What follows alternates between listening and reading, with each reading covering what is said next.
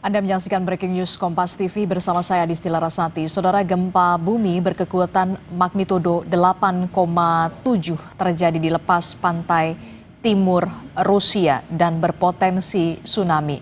Berdasarkan data dari US Geological Survey atau USGS mengatakan gempa ini memicu peringatan tsunami Samudra Pasifik, saudara.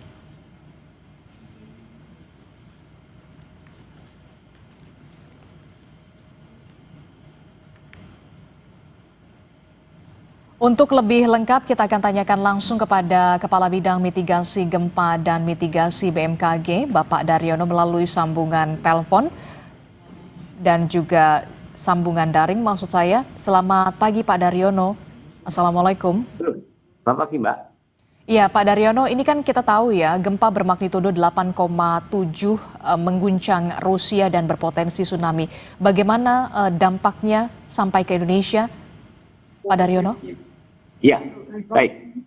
Saya laporkan bahwa gempa yang terjadi di Rusia Timur atau tempatnya di Kamchatka pada hari ini 30 Juli 2025 pukul 6:24 waktu Indonesia Barat itu berkekuatan 8,7 dan ternyata berpotensi menimbulkan tsunami karena patahan dasar laut yang terbentuk itu merupakan patahan dengan mekanisme naik atau thrust fault ya.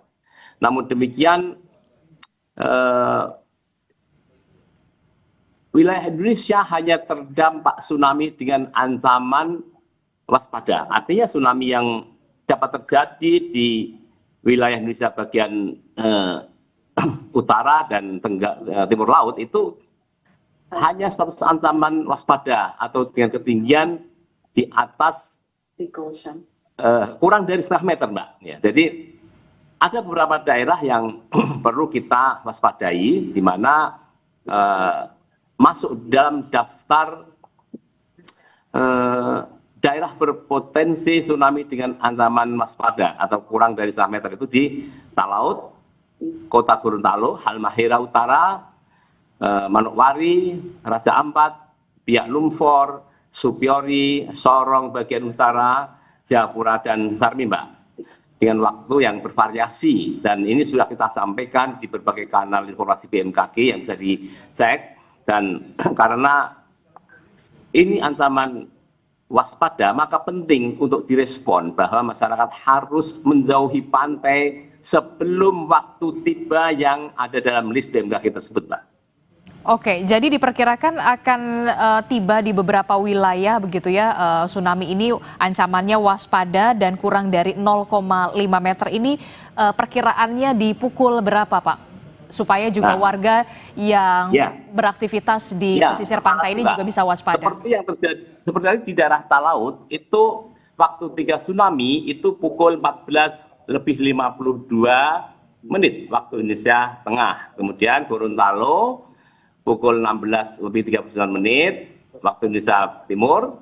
Kemudian Halmahera Utara itu 16:04. Kemudian Manokwari pukul 16:08.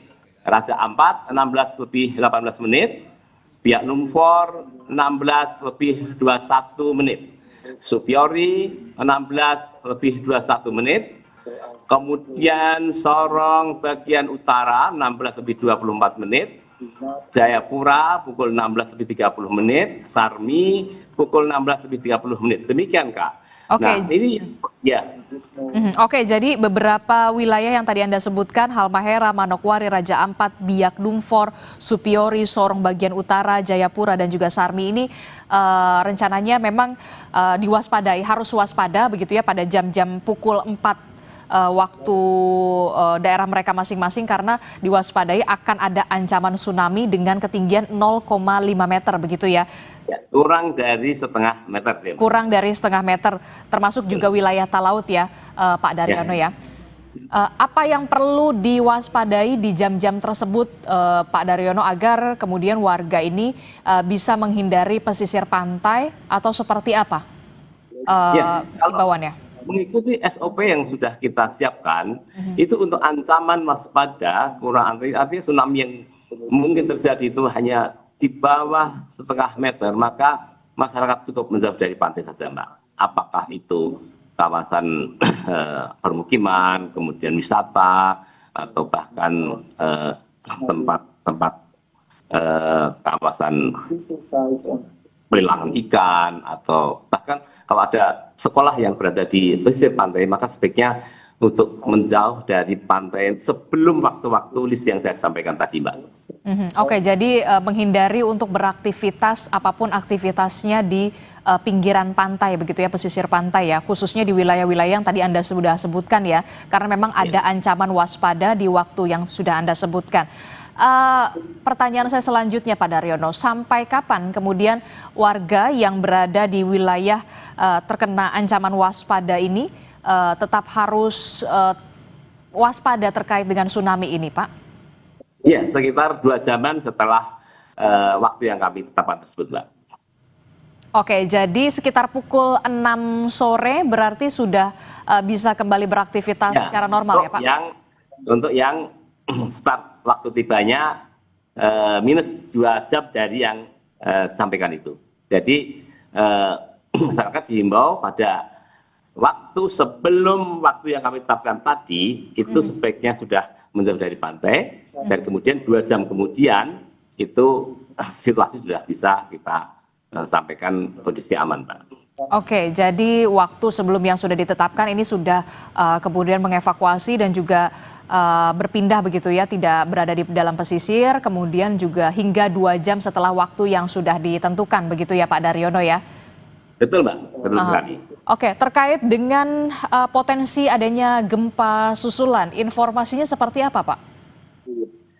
Kalau kita monitor gempa susulan yang terjadi itu BMKG saat ini baru memonitor sebanyak 7 kali aktivitas gempa bumi susulan di Kamchatka atau aftershock dengan magnitudo terbesar itu 6,9 dan terkecil 5,4. Demikian, Mbak. Namun demikian ini akan terus bertambah, Mbak. Oke, jadi ada memang gempa susulan sebanyak 7 kali ya Pak ya? Ya, benar. Oke, ini karena gempanya ini berada di pusat gempanya ini di dangkal atau seperti apa Pak? Atau kemudian ada di lempengan?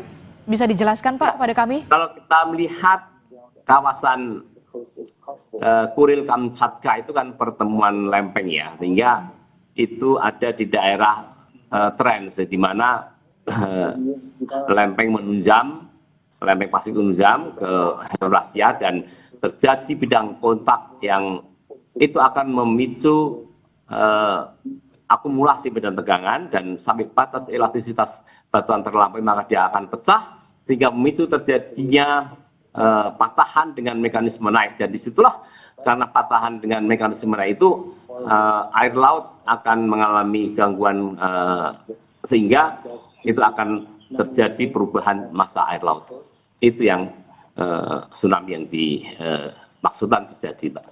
Oke, Pak, tadi kan dijelaskan ya Pak, Indonesia terkena dampak ancaman waspada tsunami begitu dengan beberapa wilayah yang tadi sudah Anda sebutkan. Selain Indonesia, dari informasi yang didapatkan dari BMKG, wilayah mana lagi yang kemudian atau negara mana lagi yang kemudian terdampak terkait dengan gempa yang mengguncang Rusia dengan kekuatan 8,7 magnitudo ini, Pak?